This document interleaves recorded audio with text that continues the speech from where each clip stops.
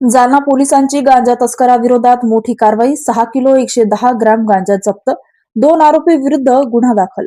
जालना शहरात अवैध अंमली पदार्थाची विक्री आणि वाहतूक करणाऱ्या विरोधात जालना पोलिसांनी मोठी कारवाई केली आहे. जालना ते अंबड रोडवरील राजूर हार्डवेअर समोर एक इसम अंमली पदार्थ गांजाची चोरी, विक्री आणि वाहतूक करत असल्याची गोपनीय माहिती पोलिसांना मिळाली होती. या माहितीच्या आधारे पोलिसांनी सापळा रचत संशयिताला ताब्यात घेतलं. पोलिसांनी ताब्यात घेतलेल्या संशयिताचे नाव श्याम विठ्ठलराव ठाणगे, वय 32 वर्ष, राहणार शंकरनगर, जुना जालना असे आहे.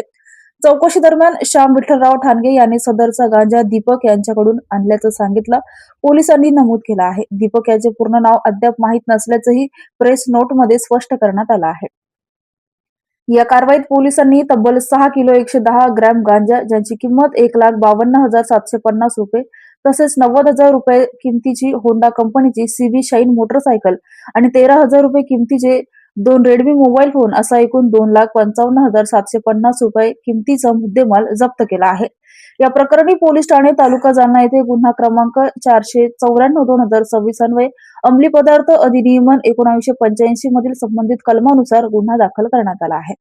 ही कारवाई जालना जिल्ह्याचे पोलीस अधीक्षक तेगवीर सिंह सिंधू, अपर पोलीस अधीक्षक विक्रम साळी तसेच उपविभागीय पोलीस अधिकारी अनंत कुलकर्णी यांच्या मार्गदर्शनाखाली करण्यात आली.